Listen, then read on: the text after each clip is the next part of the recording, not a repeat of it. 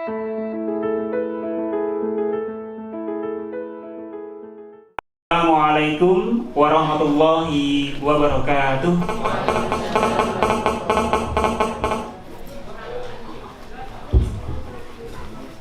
Alhamdulillahirabbil alamin. Nahmaduhu wa nasta'inuhu wa nastaghfiruh wa na'udzu billahi min sururi anfusina wa min sayyiati a'malina. May yahdihillahu fala mudilla lahu wa may yudlilhu fala hadiyalah. Asyhadu an la ilaha illallah wa asyhadu anna Muhammadar Rasulullah. Allahumma sholli ala Muhammad wa ala ali Muhammad. Amma ba'du. Ustazah yang hormati dan semoga senantiasa dirahmati Allah Subhanahu wa taala, baik dari pengurus Batko maupun dari rekan-rekan kawan-kawan seperjuangan guru-guru TPA. Dan semoga di hari ini kita berharap acaranya mendapatkan keberkahan, bermanfaat bagi kita, dan yang paling penting bisa dimanfaatkan. Baik, alhamdulillah di hari ini Allah masih memberikan nikmat pada kita semuanya sehingga ditempatkan kita, dikumpulkan kita di tempat yang penuh barokah ini. Dan sholawat serta salam semoga senantiasa tercurahkan kepada Rasulullah Nabi kita Nabi Muhammad sallallahu alaihi wasallam serta keluarga, sahabat serta umat beliau yang istiqomah. Ustaz-ustazah yang kami hormati, mohon maaf sebelumnya karena ini saya lihat pesertanya banyak yang lebih tua dari saya, pasti pengalamannya lebih banyak. Kalaupun ada yang muda, mungkin bukan berarti ilmunya kurang, pengalamannya kurang, berarti dosanya belum sebanyak saya. Maka nanti kalau saya di depan di sini untuk memandu belajar kita hari ini, jadi kita akan belajar bersama-sama. Saya belajar, jenengan juga belajar. Nah, maka nanti kalau ada kesalahan, kekurangan, mohon diingatkan dan dimaklumi. Baik, alhamdulillah sebelumnya kami perkenalkan dulu. Nama saya Ridho. Di sini dapat tugas, Pak. Jadi dari LKG ini sebuah lembaga yang independen, tidak ada hubungan dengan lembaga apapun. Kita free, bebas, resmi tidak, Kemudian, tetapi kita juga berkontribusi untuk menghidupkan TPA. Karena dulu awal diadakannya LKG ini, kondisi TPA di wilayah terutama di Solo Utara itu banyak yang mati. Hidup kalau pas Ramadan saja. Itu pun rame, setelah itu bubar, tidak ada lagi. Nah, maka kita adakan perkumpulan ini, komunitas. Kemudian awalnya, dulu di tahun 2010 itu kita rapatkan bersama dengan para senior kita. Kemudian kita sepakati adanya LKG, Lembaga Koordinasi Gerakan. Gerakannya adalah gerakan TPA. Harapannya adalah kembali kepada niat awal kita untuk mengajarkan Al-Quran kepada anak-anak di lingkungan sekitar kita. Walaupun sudah ada Batko, tapi kita tetap jalan. Kita tidak akan, istilahnya, bukan jadi musuhnya Batko, bukan tandingannya Batko, tetapi kita mencoba untuk memberikan kontribusi melalui lembaga ini bersama-sama. Nah, harapannya adalah semoga apa yang kami laksanakan di LKG ini bisa memberikan manfaat untuk umat. Dan alhamdulillah baru kali ini di tempat yang dingin ini, insyaallah. Semoga nanti selama pelatihan hatinya dingin semuanya. Karena kalau hatinya panas nggak mungkin bisa nyaman. Nah, apa mungkin enak TC? Nonton ST, Pak. Tambah adem ya. Baik, alhamdulillah. Ini riwayat pendidikan kami. Jadi tidak pernah di pondok, tidak pernah mondok, bukan alumni pondok. Kalau teman-teman mungkin dari pondok, kemudian saya dibesarkan di TPQ juga, di TPQ Subul Salam. Kemudian setelah lulus saya ngajar di TPQ saya di Sebelum Salam juga. Kemudian jadi ketua TPQ-nya di sana sampai kurang lebih pergantian pengurus 2 tahun yang lalu. Nah, ini di tahun kedua sudah ganti pengurus. Kemudian kita juga ada forum Fospak namanya, itu di tingkat kelurahan. Forum silaturahmi pengajian anak. Itu juga dulu diadakan karena ingin menyatukan TPA-TPA yang ada di kelurahan. Jadi intinya adalah kita menggerakkan bersama-sama. Karena apa? Kalau kita jalan sendiri-sendiri, ya sebenarnya bisa, tetapi akan lebih mudah, lebih indah kalau dikerjakan secara bersama-sama. Layaknya sholat di masjid berjamaah, kalau jamaahnya bareng-bareng, itu khusyuknya bareng-bareng, maka nanti tumaninahnya dapat. Tapi kalau di masjid sholatnya sendiri-sendiri, walaupun sholat berjamaah posisinya, tetapi ketika kita lihat nih, mohon maaf, bukan bermaksud lain, tetapi ketika kita lihat saja, ketika softnya kita renggangkan selama pandemi ini, itu ruhnya ketika sholat itu beda dibandingkan kalau kita sholatnya dekat dengan saudara kita. Maka inilah fungsinya kita untuk berjamaah. Nah, kemudian ada kompak ini kita kenalkan. Sebelum ada LKG, kami ada di Kompa, namanya di Kompak ini. Itu sebagai cikal bakalnya LKG ya di Kompak ini. Nah, kemudian 2010 kita resmikan untuk LKG ini dan kita launchingkan seperti itu. Dan itu juga dihadiri Ketua Batku Kota Solo. Jadi beliau juga ikut kerjasama.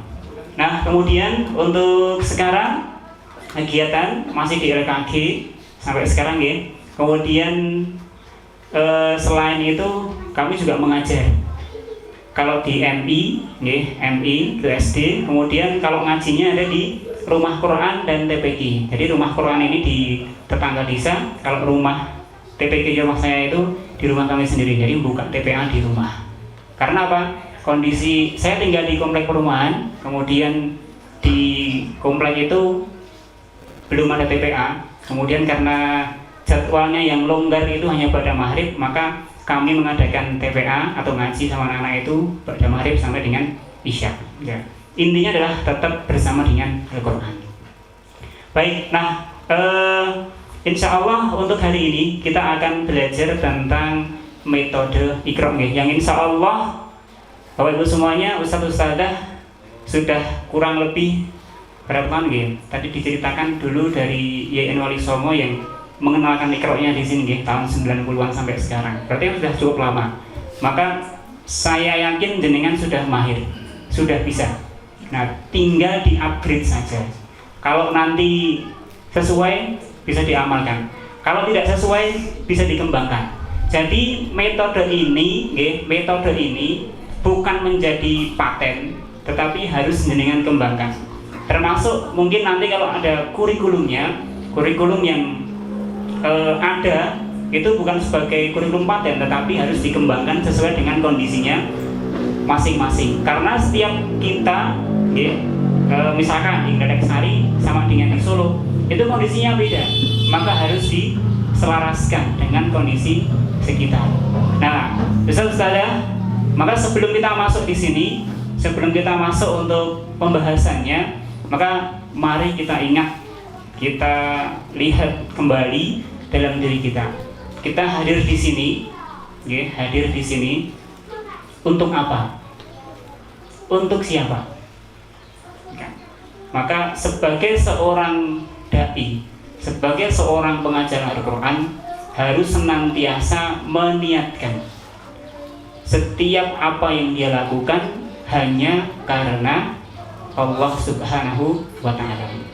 Karena kalau bukan karena Allah, bukan untuk Allah, maka semuanya akan sia-sia. Hanya dapatnya apa? Teh, nasi box, snack, ketemu sama temannya. Tapi kalau niatnya karena Allah, insya Allah akan ada sesuatu yang lebih, yang nanti akan Allah berikan kepada kita sebagai tanda dirahmatinya kita oleh Allah Subhanahu wa Ta'ala. Maka sebagai seorang pengajar Al-Quran harus senantiasa meluruskan niatnya karena Allah Subhanahu wa Ta'ala. Nah, pengalaman yang menarik bahwasanya ketika kita mengajari Al-Quran anak-anak. Dan ini mungkin berbagi pengalaman sebentar. Kami yang dari kecil, dari TPA hingga sekarang juga ngajari ngaji di TPA juga, maka akan bisa merasakan rahmatnya Allah Subhanahu wa Ta'ala. Betapa cintanya Allah kepada kita, betapa sayangnya Allah kepada kita. Guru ngaji itu sudah dijamin ketenangannya oleh Allah. Sebenarnya sudah dijamin, tetapi mungkin karena lupa, kemudian kurang bersyukur, sehingga apa? Ada guru TPA itu yang mungkin tidak bisa melanjutkan tugasnya sebagai guru TPA. Dia pilih resign, pilih mundur. Mohon maaf nih, kalau di sini mungkin tidak ada, tetapi di Solo banyak. Saya sampaikan, ada salah satu kasusnya adalah ketika jadi guru TPA itu karena seseorang. Mohon maaf, di Solo itu pengajarnya muda-muda, Pak. SMP, SMA. Jadi usia muda seperti itu. Ada satu kasus ketika itu di salah satu TPA itu pengajarnya, mohon maaf ya, ada hubungan antara ustadz dan ustadzahnya. Nah, ada rasa seperti itu. Kemudian apa? Ketika salah satunya, ketika ustadznya itu, laki-lakinya ini menyampaikan, kita putus. Mohon maaf ya, saya sampaikan. Akhirnya apa? Pas ketika itu ngajar TPA, ustadzahnya nangis di depan santri-santrinya. Berarti ganteng. Wah, nonton ya? Nonton tau? Tak kira menggunaku. Lah soalnya tak tonton ini sore-sore sedanten, alim-alim sedanten. Makanya kalau yakin loh, betul nonton soalnya. Kalau harus nonton ya. Baik, jadi sana nangis di depan santrinya pas jam TPA. Ditangkoki, ngopo kok nangis? Duduk HP ini. Kita putus. Nah, itu sebab kalau seseorang tidak meniatkan dirinya, memposisikan dirinya sebagai seorang guru yang niatannya hanya karena Allah, maka dia akan ya istilahnya apa nggih? Gelo, menyesal. Maka Bapak Ibu semuanya yang hari hadir, mas-mas, mbak-mbak, nggih, senantiasa niatkan apa yang kita lakukan karena Allah, nggih, agar nanti hatinya tenang, nyaman, menikmati prosesnya ini, ketemu dengan anak-anak yang wah luar biasa gitu nggih. Nah, luar biasa gantengnya, luar biasa salihnya, luar biasa antengnya, luar biasa alimnya, kan itu tuh nggih. Apa nggih? Nggih, Mang Amin ini nek orang-orang santri jenengan pecicilan mesti. Nah, gitu. Makanya nek pas santrinya alim, amin. Kita tenang alim tenan gitu nggih. Nah, maka begitulah dunia pertepegian. Maka kita harus sebagai seorang guru, seorang ustadzah harus bisa menikmati prosesnya. Kalau tidak bisa, mohon maaf, silahkan putus di tengah jalan. Nah, itu nggih. Baik, saudara semuanya yang dirahmati Allah Subhanahu wa Ta'ala. Maka sebagai seseorang yang sudah diberikan iman oleh Allah, puncak tertinggi dari keimanannya adalah ketakwaannya kepada Allah. Salah satu bentuk ketakwaan kepada Allah adalah khairukum man ta'allamal Qur'an wa 'allamahu. Ini motivasi untuk kita semuanya. Sebaik-baik kalian adalah yang man ta'allamal Qur'an, yang belajar Al-Qur'an wa 'allamahu, dan mengajarkannya. Berarti kalau kita itu selama ini sudah belajar Al-Qur'an, maka jangan berhenti ketika kita sudah mempelajari Al-Quran dengan baik dan benar. Ketika kita sudah menghafalkan Al-Quran 30 juz, maka jangan berhenti ketika sudah berhasil untuk menyelesaikan hafalannya 30 juz. Karena apa? Sebaik-baiknya tadi harus sampai akhir. Wa 'allamahu, dan mengajarkannya. Mohon maaf nih, Pak di Solo itu, mohon maaf sekali, jarang orang yang hafal 30 juz terus ngajar TPA, jarang. Sini mesti banyak. Nah, kan gitu. Kadang toh? Kata, Masya Allah, amin ya Allah. Guru TPA hafal 30 juz, lulusannya S2 kabeh, ya Allah. Nah, rasa digaji. S2, SD, SMP. Waduh gitu. Nah, harapannya apa? ketika nanti anak-anak itu diajari oleh mereka yang bacaan Al-Qur'annya bagus, hafalannya banyak, mereka berkualitas, menguasai ilmu pengajaran dan aplikasinya, maka hasilnya nanti juga berharap minimal seperti gurunya itu. Minimal, syukur-syukur bisa lebih baik daripada gurunya. Itu pendidikan yang berhasil. Maka jenengan kalau saat ini sudah merasa baik, minimal jenengan harus ngajari santri-santri itu kualitasnya sama dengan jenengan semua. Kalau sudah merasa baik. Kalau belum, maka jenengan harus ngajari santri-santri yang setiap sore ketemu itu, kita ajari ngaji itu harus lebih baik dari jenengan. Setuju Pak? Setuju nggih? Nah, cuma masalahnya, lah aku nak ngajar ngapunten, digaji mboten? Mboten toh? Gaji Pak? Oh, digaji lho Pak. Kene gaji kene mboten sing betul sing ndi? Oh, asal blonjo lah. Sing jero mboten? Sama Pak. Oh, nggih.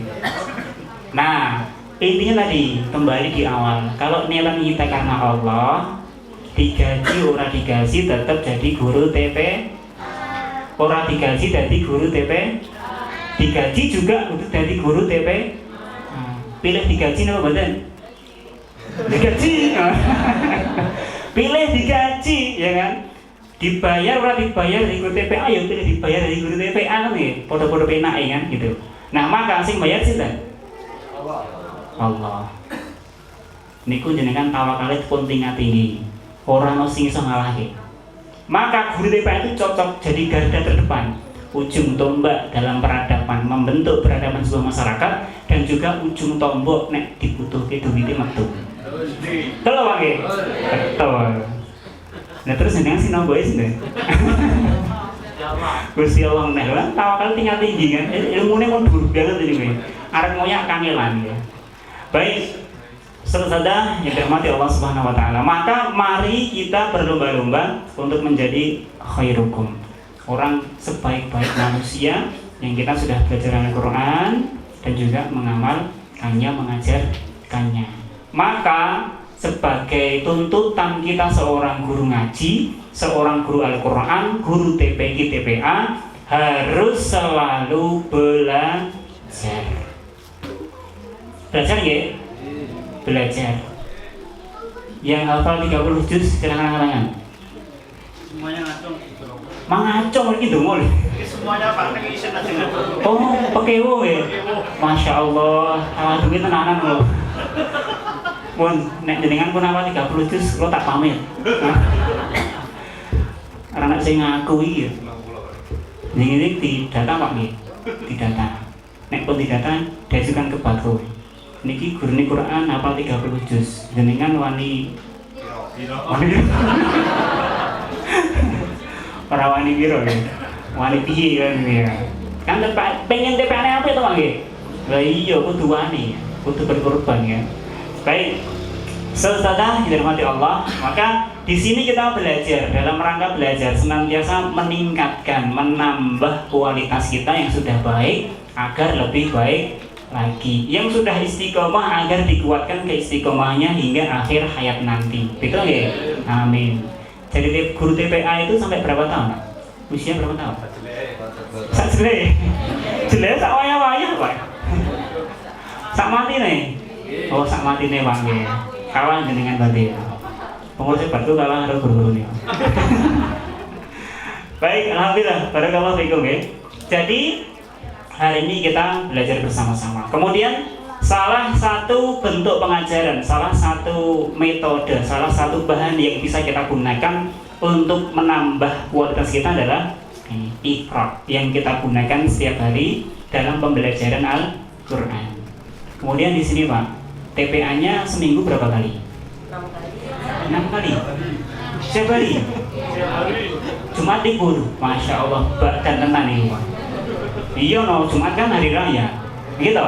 Jumat berai, besok mangkat meneh.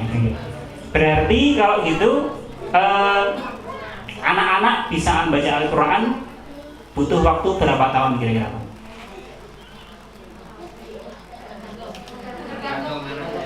Tergantungannya. Paling cepat berapa tahun? 2 sampai dengan 3 tahun. 2-3 tahun ya. Paling lama 6 tahun. 6 tahun. Sak jele cari wong.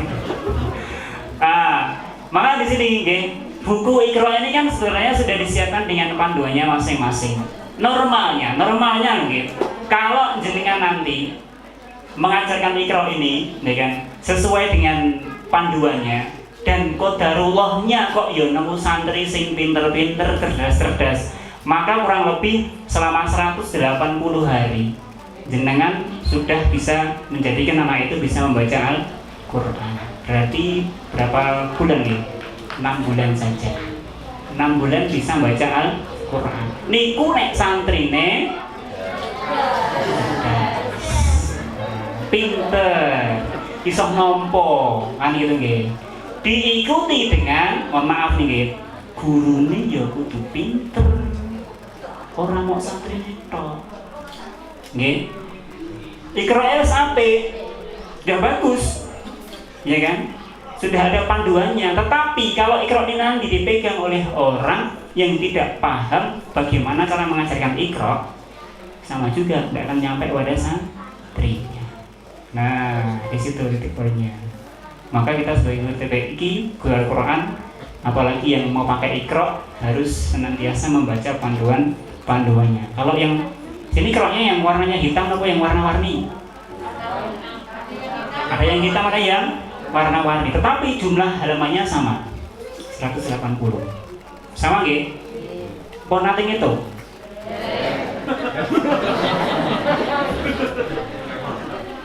Lah bagusan ngitung. Mboten nomor. Misi kalau di WA, jumlah halamanmu piro ngoten nggih. Baik, jadi ini bagus semua ya. Iqra hitam itu 180, itu sama dengan yang warna-warni. Totalnya nggih, karena setiap jenjangnya, setiap Iqra-nya itu, setiap jilidnya itu 30 halaman. Nah, kemudian dari AMM menerbitkan terbaru, warnanya hijau. Tahu nggih? Pernah tahu nggih? Nah, jumlah halamannya itu lebih sedikit daripada yang hitam. Seperti itu, betul nggih? Betul. Nanti kalau saya salah, ditolong dikoreksi nggih. Nah, kemudian ini ada Iqra klasikal dari AMM, itu warnanya merah covernya. Di sini yang dibagikan warnanya covernya hijau. Isinya sama, cuma beda covernya. Jumlahnya 55 halaman. Mang cek, sama betul? Gitu. Buka burine gampang. Pripun? 55 nggih? Baik, berarti pas nggih. Jadi isinya sama dengan yang produk dari AMM ini. Nah, kemudian sekarang Iqra milenial ini warnanya. Warna-warni, isinya ya sama. Di dalamnya itu warna-warni juga. Pon nate pirsa? Dereng. Sakne Pak. Tuh. Wah, soalnya kalau nggih dari tumbas. Duitnya ra ono ya. Nah, sebenarnya sama, Iqra-nya sama. Cuma di Iqra yang terbaru ini warna-warni ini ada transliterasinya. Nah, kalau A bawahnya ada A, B bawahnya ada B. Nah, seperti itu. Kalau menurut saya ada kelemahannya di sini. Memang benar itu bisa digunakan untuk belajar mandiri. Tetapi ketika pembelajaran untuk Iqra ini harus didasari dengan yang namanya talaki untuk makhrajul hurufnya dulu. Mandiri boleh, tetapi harus ada gurunya, itu lebih baik. Nah, maka di sini nanti kita akan mempelajari bersama, okay? Kita belajar bersama. Nah, kemudian kita lanjutkan berkenaan dengan model pembelajaran Iqra. Maka ada sesuatu yang harus diingat, Bapak semuanya. Okay? Ada yang harus diingat. Lama pendidikan TPQ hanya 5 tahun dengan menyelesaikan 5 marhalah atau tingkatan.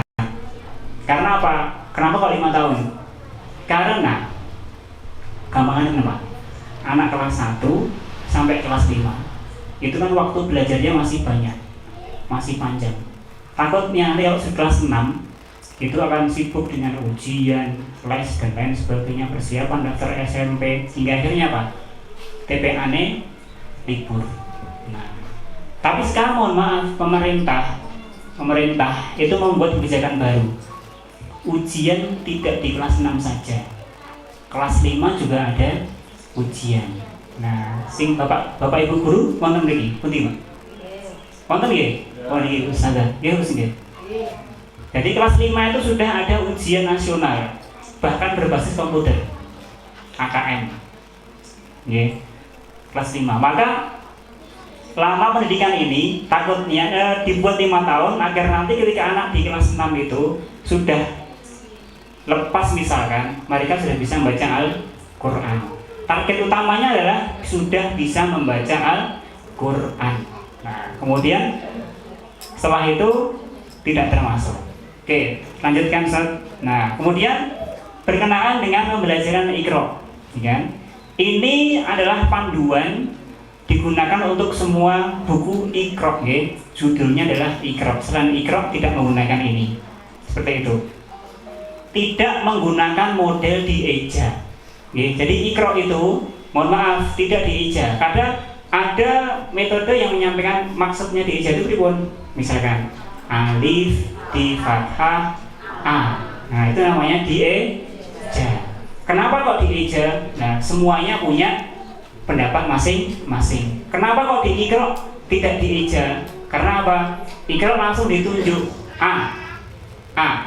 Gampangannya kan Pak. Kalau di Iqra itu dibandingkan, bukan bermaksud membandingkan ya, semuanya benar, semuanya baik untuk metode pembelajaran Al-Quran. Tetapi setiap metode akan mengunggulkan metodenya masing-masing. Di Iqra ini ya, keuntungannya adalah ketika dibandingkan dengan yang dieja tadi, mohon maaf, alif di fathah a, minimal anak akan menyimpan 3 kata dalam memorinya. Tapi ketika di Iqra langsung a hanya 1. Jadi mudah. Barangnya seperti itu. Guru ngajar enak, anak juga tidak terlalu banyak menerima kosakata baru. Seperti itu. Itu untuk yang pertama. Kemudian harus mengikuti petunjuk pengajaran setiap jilidnya. Jadi jenengan kalau pakai Iqra, sebelum mengajarkan Iqra atau jilid berapapun, diusahakan sudah membaca petunjuk pengajarannya. Nah, sekarang tak tanya, siapa yang pernah membaca petunjuk pengajarannya? Coba. Wah, dia ini uri, masya Allah. Delik ibu ya. Oke ya. Kasih dek ustazah loh ya. Kasih dong ya. 30 juz ya. Masya Allah. Oke. Amin ya. Jadi setiap kita ketika mau mengajar harus menguasai dulu petunjuk pengajarannya. Ibaratnya kalau mau ke Geladak Sari dari Solo itu harus tahu arah petanya dulu. Nek orang ngerti kebablasan kan ya? Betul. Atau sih wong ya, mereka minggu kan masih piye? Mundur, blunder. Akhirnya Pak, diganjel ya, hampir nyemplung kalen, tapi alhamdulillah bisa masuk sini. Karena apa? Drivernya dari ngapal petane. Nah, maka begitu juga dengan pengajaran Iqra ini, biar tidak blunder di tengah jalan, harus mengikuti petunjuk pengajaran setiap jilidnya. Kemudian lanjut, model belajarnya adalah CBSA, cara belajar siswa aktif. Jadi kita menuntut, bukan menuntut ya, mengajarkan pada anak-anak santri itu harus aktif belajar. Gampangannya kan? Kinten-kinten, nek jenengan diteter terus. Ketika sekolah, sing ngomong guru nih terus, jenengan bosan bukan? Bosan tau nggih? Bosan. Tapi ketika ada, yo Mas, Pak, jenengan Pak, betul, maju, kira-kira, kesel bukan? Betul kan? Betul kesel ya? Nggih, nek betul kesel mungkin tak maju kabeh. Gantian masuk sing ngomong utok. Nggih. Baik. Jadi anak-anak harus belajar aktif seperti itu. Aktif untuk berlatih mengucapkan lafal-lafal hurufnya, aktif untuk mengulangi bacaannya di rumah seperti itu. Kemudian Guru hanya menjelaskan atau mencontohkan pada pokok bahasanya. Kalau jenengan buka Iqra, di atas halaman beberapa itu, di atas itu mesti cetakannya agak tebal. Nah, itu namanya pokok bahasan. Di bawahnya yang tulisannya agak tipis-tipis, itu namanya lembar kegiatan santri. Jadi CBSA-nya itu digunakan ketika di LKS, lembar kegiatan santri, baris 2 dan seterusnya sampai di bawahnya.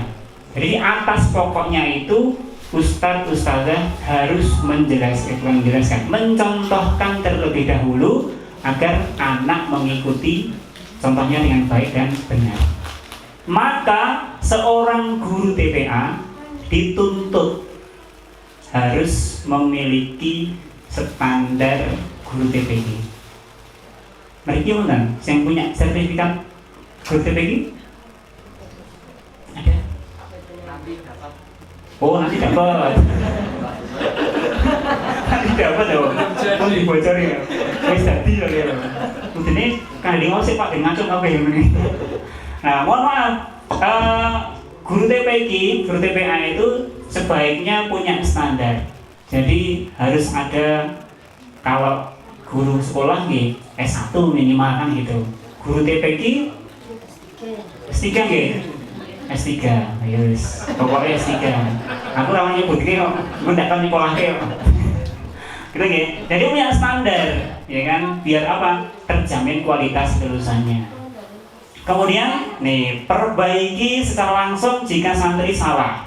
Nggih. Perbaiki secara langsung, tetapi ketika memperbaiki harus dengan cara yang baik, jangan sampai menjatuhkan harga diri santri, ya kan? Kemudian ingatkan santri untuk mengulang di rumah. Ini penting, mengulang di rumah. Ibaratnya para penghafal Al-Quran, ketika hari itu dia sudah menghafalkan satu ayat, maka dia harus mengulang minimal 2 kali untuk waktu menghafal satu ayat. Ketika dia hafal satu ayatnya 10 menit, maka dia murojaahnya 2 kalinya. Berarti berapa? 20 menit. Itu untuk waktu mengulangnya. Maka begitu juga dengan Iqra.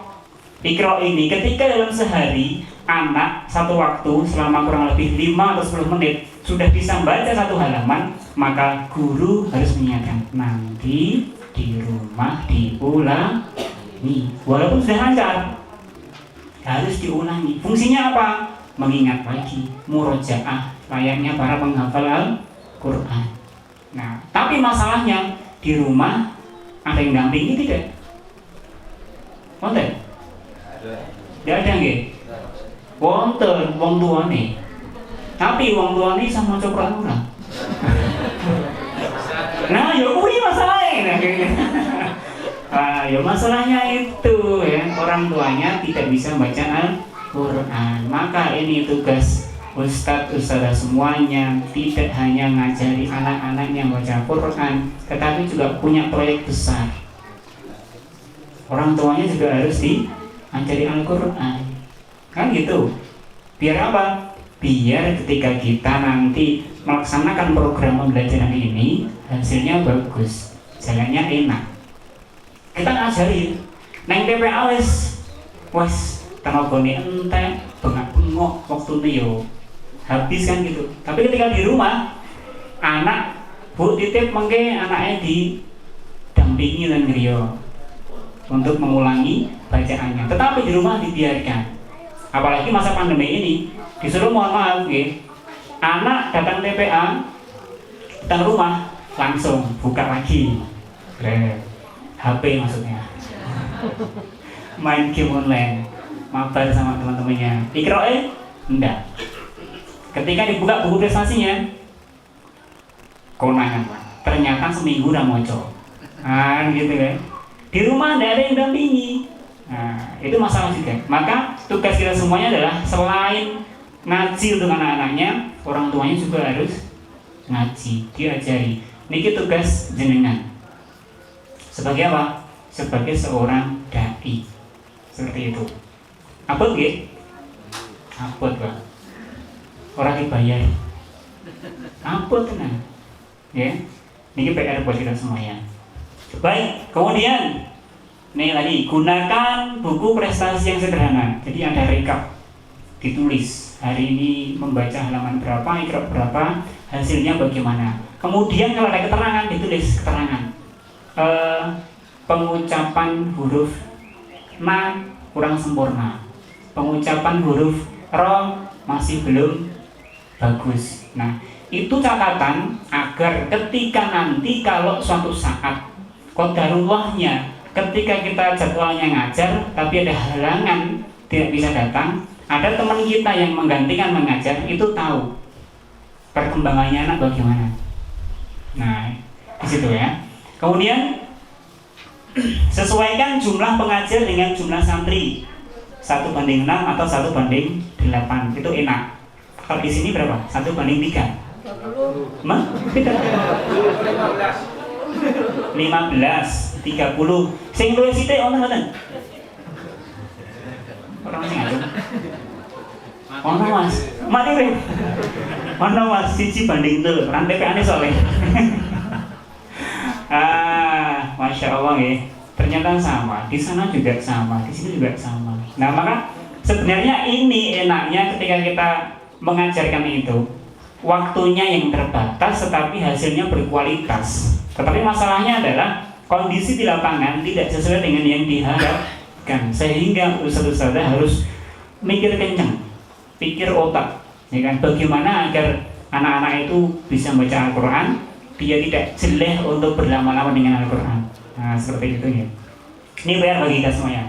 Nah, kemudian beri pujian atau apresiasi ketika anak berhasil mengucapkan, membaca satu halaman, atau kalau tidak setiap baris selesai, benar. Atau enggak, setiap dia mengucapkan satu huruf, ba, ja, pinter, itu harus ada. Ya kan? Biar apa? Tambah senang. Seseorang itu kalau sudah senang, dia tidak akan merasa bosan dengan apa yang dia lakukan. Tapi kalau bosan, mohon maaf, aku ngantuk, aku kesel. Enggak, lihat temennya, Mas, tidak digagas nih Pak. Mohon maaf nih. Apalagi yang pegang anak-anak kecil, TK, sinten, spesialis anak-anak PAUD. Semuanya, bocah cilik mereka. Oh, pantesan. Cilik gede. Cilik gede, Masya Allah ya. Nah itu, maka harus nih dipersiapkan. Guru TPA ya kudu sabar. Nah ya, nek ora sabar wis murid entek. Dikeplaki wae. Woi, sabar wae, maca ngene iki. Masya Allah, luar biasa nggih. Nah ini, beri pujian, kan? Atau ketika dia sedang menemui kesulitan atau salah kemudian bisa membenarkan sendiri, beri pujian. Pinter no, kok orang mau loh. Ya, pinter Mas. Yuk nih, misalnya coba baca gitu.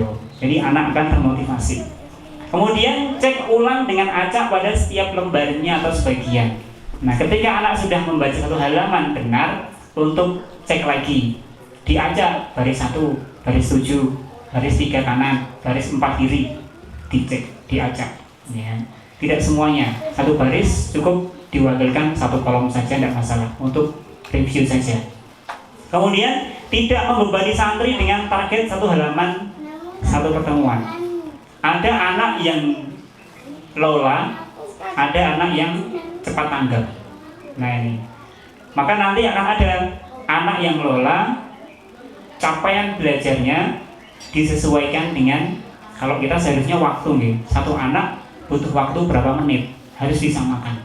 Kalau antara yang pandai dengan yang kurang pandai, waktunya dibedakan, nanti sama-sama hasilnya nonsen, tidak ada sama sekali. Tapi ketika anak yang pandai dan lola itu disamakan waktunya, misalkan ketika anak pandai dia bisa membaca dalam 5 menit, itu bisa sekitar 3 halaman, ya 3 halaman, ini kan diusahakan cepat.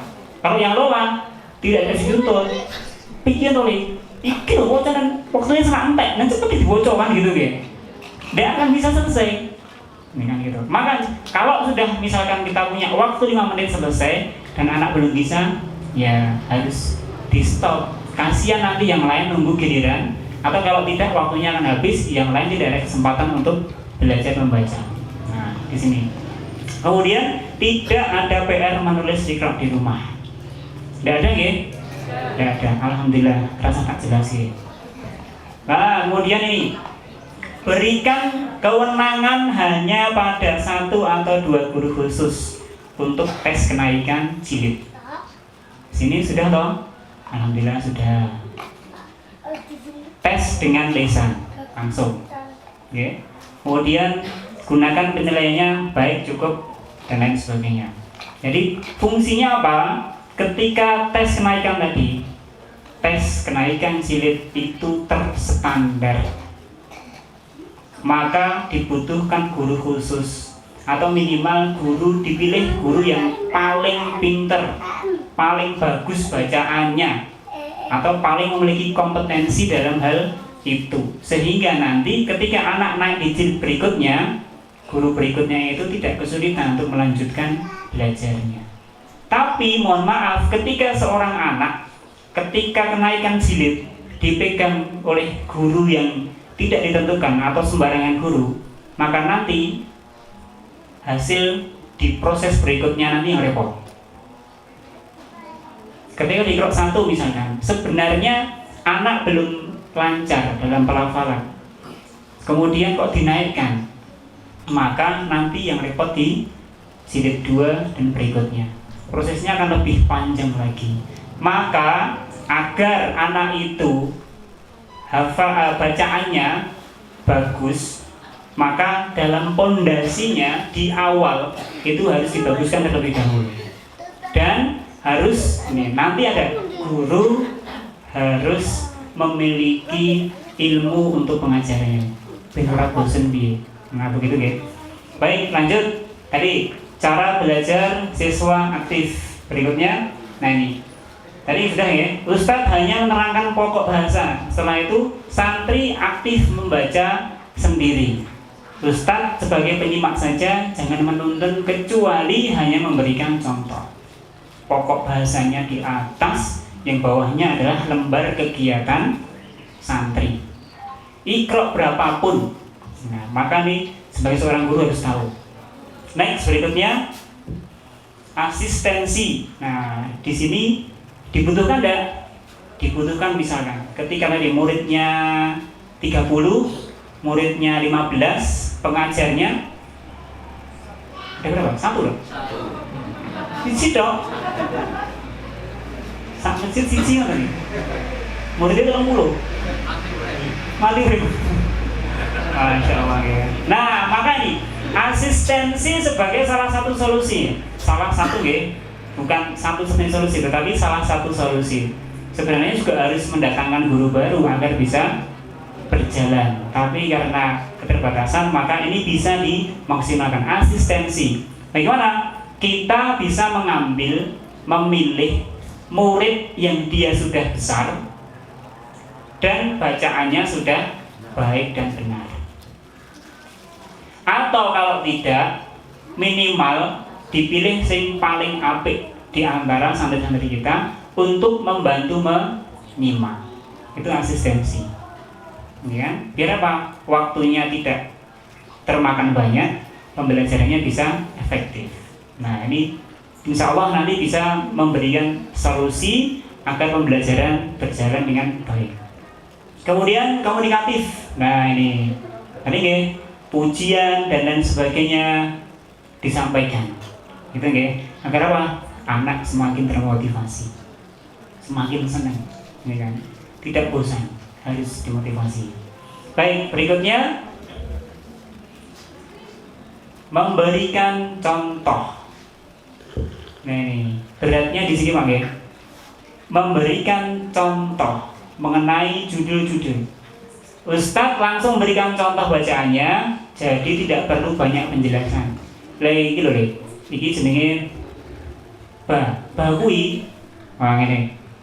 Ba, enek titik ing ngisor, bentuke omong ini, bentuke ini. Oh. Terus corete. Nah, gitu. Itu kalau di Iqra tidak dibutuhkan.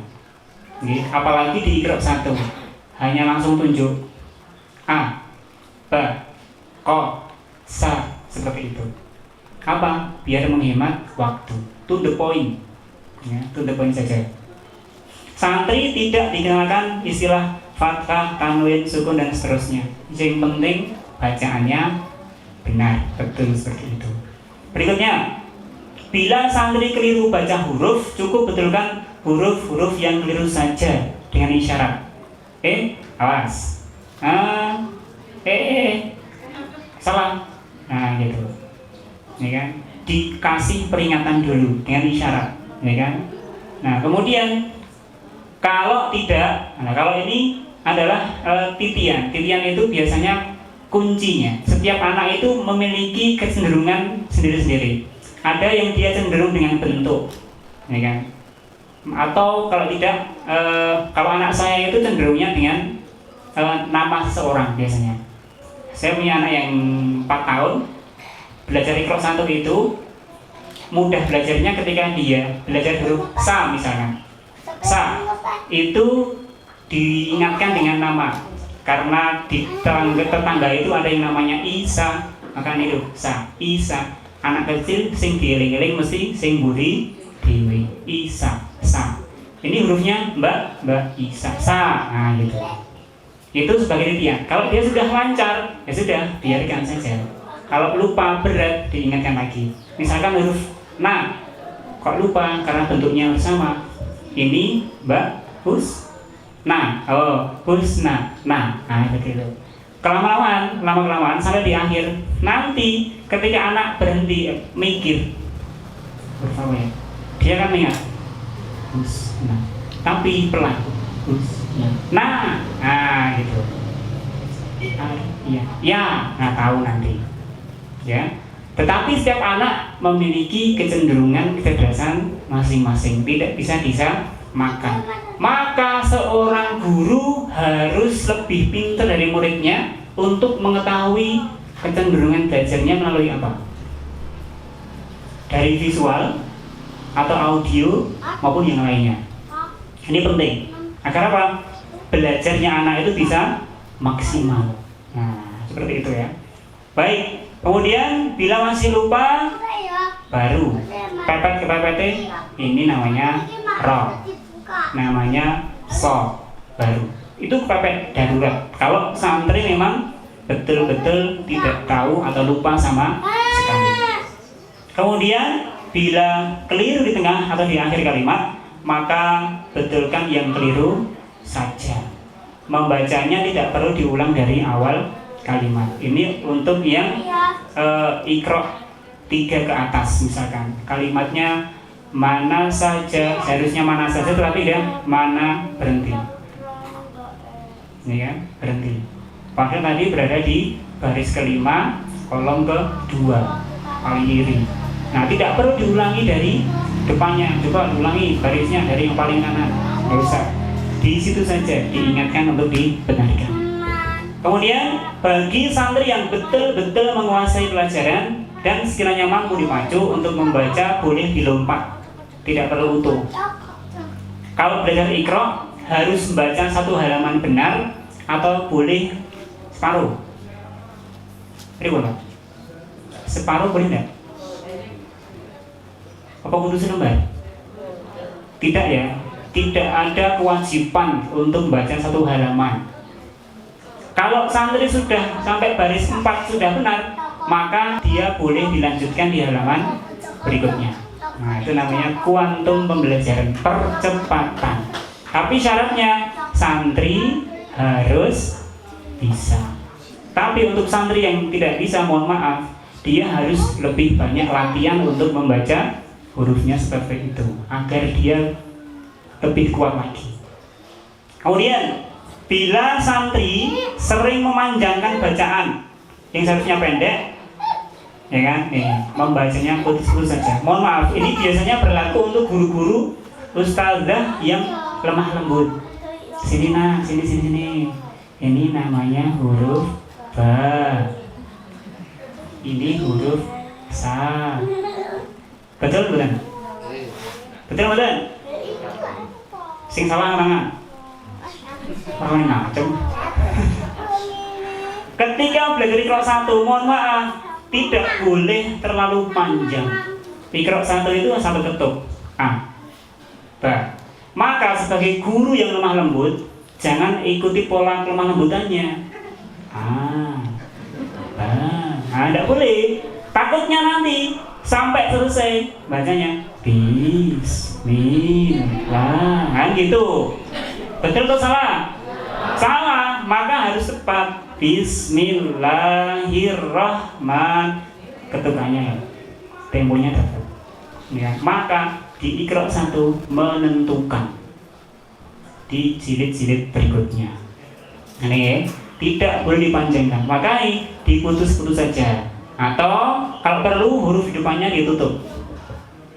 Ya kan, ada yang anak itu ketika melihat banyak huruf itu pikirannya kacau. Ada. Kalau di diri itu disleksia, ada ya, disleksia ya. Itu lihat huruf banyak, hurufnya seolah-olah dia menari sendiri, berjalan sendiri seperti itu. Maka ada anak seperti itu harus belajar fokus satu huruf, ya kan? Huruf yang lain harus tutup. Fokus satu huruf itu, ya kan? Itu penting. Maka tadi guru harus memiliki metode yang baik dan tahu santri itu belajarnya dengan model apa. Oke, baik, berikutnya santri jangan diajari dengan irama. Mohon maaf ya. Jadi untuk dasar ini Iqra, di Iqra tidak diajarkan irama sampai di jilid 4 kalau salah. Ya. Dari 1, Iqra 1 sampai 4 jangan diajari irama. Misalkan di Iqra 1 di apa nggih? Diajarkan irama. Biasanya kalau di tempat sana itu ada yang mengajarkan pakai irama itu ataba, abata, itu dengan metode yang lain. Tapi di Iqra langsung abata, tahu jelas, sabata. Gitu. Takutnya apa? Ditakutkan adalah anak nanti mikir pindu, mikir hurufnya apa, mikir iramanya apa. Nah itu yang ditakutkan. Walaupun ya boleh-boleh saja, tidak diwajibkan, tetapi di model Iqra tidak diwajibkan untuk mengajarkan irama. Untuk irama itu nanti masuknya ketika dia sudah bisa membaca Al-Quran. Seperti itu. Kemudian pengajaran Iqra 1 sampai dengan 6, jilid 1 sampai 6 sudah dengan pelajaran tajwid. Ada nggih tajwidnya nggih? Nah, tapi praktis. Dengan kembali ke awal, santri tidak perlu dijelaskan panjang lebar. Hanya dicontohkan bagaimana cara membacanya yang benar. Ketika di Iqra 6 nanti maksudnya di huruf ta, sa, ketika bertemu dengan nun, sukun atau tanwin, cukup santri diajari cara membacanya. Ini kalau membacanya nun, sukun, tanwin ketemu dengan huruf ta, bacanya cukup di pripun Pak? Pripun Bu? Sing ngajari Iqra 6? Hai. Sing ngajari Iqra 6 sinten? Kabeh kowe yang. Oke, cara membacanya anta, seperti itu diajarkan, ya kan? Tidak perlu dijelaskan ini namanya ikhfa hakiki, yaitu apa? Apabila nun sukun atau tanwin bertemu dengan salah satu huruf ikhfa, ta, sa, ja, dan seterusnya kan gitu. Tidak perlu dipanjang lebarkan. Itu nanti diajarkan ketika anak sudah bisa baca Al-Quran. Ada pelajaran khusus. Maka ini guru harus dari standar Al-Qurannya ada. Gitu ya. Baik. Berikutnya nih ilmu tajwid dan lain sebagainya nanti diajarkan setelahnya. Oke, baik. Berikutnya berkenaan dengan model pembelajaran Iqra kelas 3. Jadi yang ada di hadapan panjenengan semua itu adalah model Iqra kelas 3. Ada bukunya, ada juga peraganya. Kayak kemarin pun dibagi ya. Mau ya? Nah, itu cocok untuk kondisi TPA yang gurunya 1, muridnya 15. Cocok. Karena apa? Belajarnya bareng-bareng. Tapi nek 30 pengen kabutan. Gitu ya. Jadi kalau ini nanti modelnya harus disesuaikan. Baik, kemudian nah ini masalah umum yang terjadi adalah membutuhkan waktu lebih dari 4 tahun untuk menghantarkan santri mampu membaca Al-Quran. Ngerti ya? Jadi 2, 3 itu kalau yang cepat, kalau yang lama ya bisa lebih kan gitu nih. Nah, maka ini benar. Kemudian jumlah santri dengan guru tidak seimbang. 1 dengan 15, 1 banding 30 itu tidak seimbang. Kemudian metode masih menggunakan tradisional, model sing penting mangkat, sing penting ngaji. Nah, gitu ya. Maka seorang guru TPI, guru TPA harus memiliki persiapannya, menyusun kira-kira tak target berapa tahun anak bisa baca Al-Quran. Itu harus. Oke, next berikutnya model pembelajaran klasikal nih ya. Salah satu acuan, salah satu nih, bukan satu-satunya, tetapi hanya salah satu acuan dan pelengkap saja untuk pembelajaran di TPG. Kemudian sebagai upaya memberikan alternatif agar anak usia TK sampai dengan kelas 2 itu bisa membaca Al-Quran. Mohon maaf nih, saya sampaikan dulu. Iqra klasikal itu bisa digunakan untuk privat.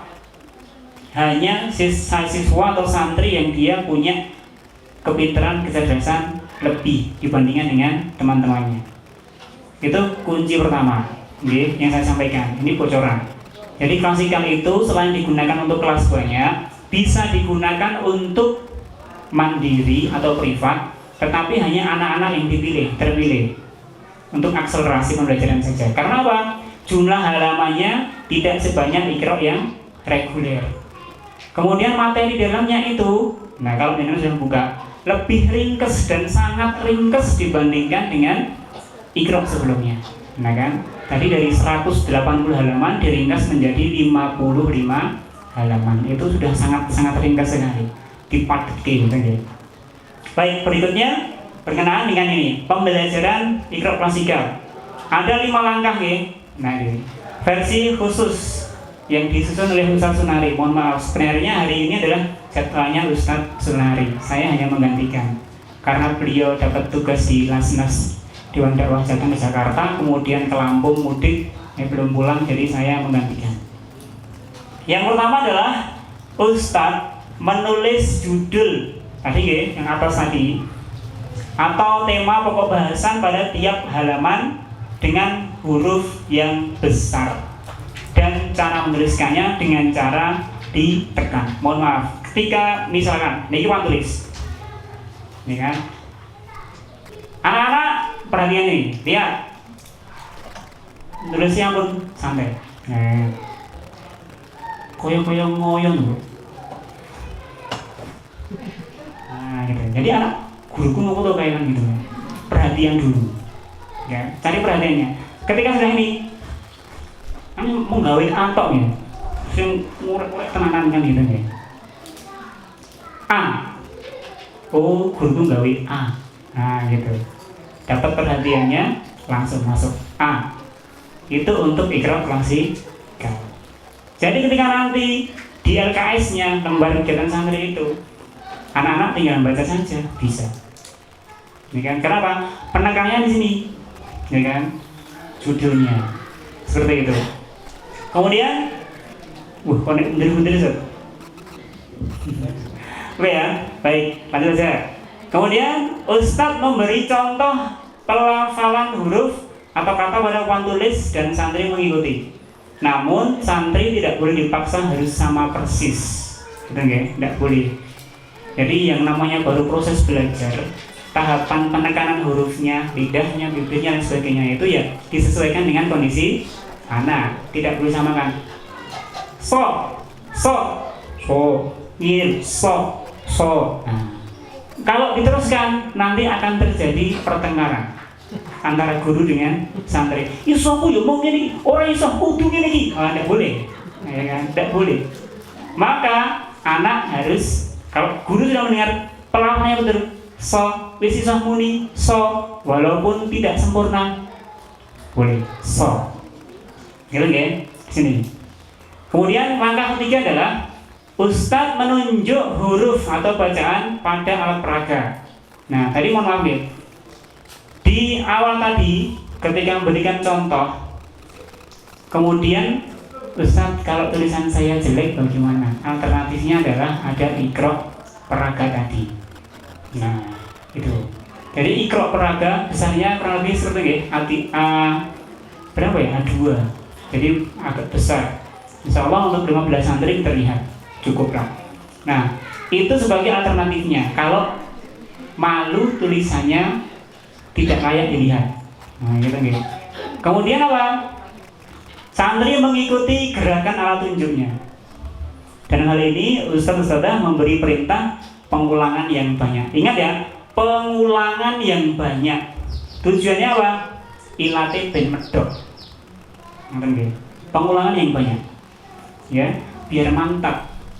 Gitu ya. Baik, langkah keempat, Ustadz menunjukkan huruf atau baris bacaan secara acak. Santri menjawab dengan cepat, dengan bersama-sama, frekuensi semakin lama semakin cepat. Untuk huruf tunggal, frekuensinya ini. Yang lain kita akan praktek. Oke, kita akan praktek bersama-sama. Syukur nanti yang praktek ngajar tidak saya tok. Jenengan juga harus praktek ke depan. Saya suka, saya senang kalau melihat Anda mengajar. Gitu. Baik, kemudian lanjut di langkah terakhir. Seperti langkah keempat, hanya saja santri yang menjawab tidak bersama-sama, tapi diacak. Lompat, kemudian terus, tangi, nah, ayo terus, nah, diacak. Jangan terus, jejere, sing mburi selangan tuh. Nah, gitu ya. Tapi kalau diacak, mesti deg-degan. Wah, bariki sopo kan gitu. Nah, gitu. Baik ya. Baik, setiap pertemuan tidak diwajibkan semua santri mendapat jatah untuk ditunjuk. Tetapi bisa sebagian dan sebagian lainnya untuk pertemuan berikutnya. Jadi dengan harus hafal dengan santrinya. Baik. Nah, ini faktor pendukung suksesnya pembelajaran Iqra klasikal. Oke. Durasi setiap pertemuan itu 20 menit untuk klasikalnya. Kemudian menggunakan alat peraga biar waktunya tidak habis untuk menulis, menghapus. Belum nanti kalau ternyata spidolnya permanen, boleh menghapus memburisik, nah waktunya habis, tidak jadi ngajar. Maka ada alat peraga bisa dimanfaatkan. Kemudian setiap halaqah, setiap kelompok terdiri dari maksimal 15 orang. Lebih sedikit lebih baik. Tapi karena kondisinya 1:30, ya sudah, diikhlaskan saja. Ya toh, diikhlaskan wae, enggak apa-apa. Kemudian memiliki buku bahan latihan. Buku bahan latihannya apa? Salah satunya adalah Iqra hitam tadi atau Iqra warna-warni. Karena apa? Materinya lebih banyak.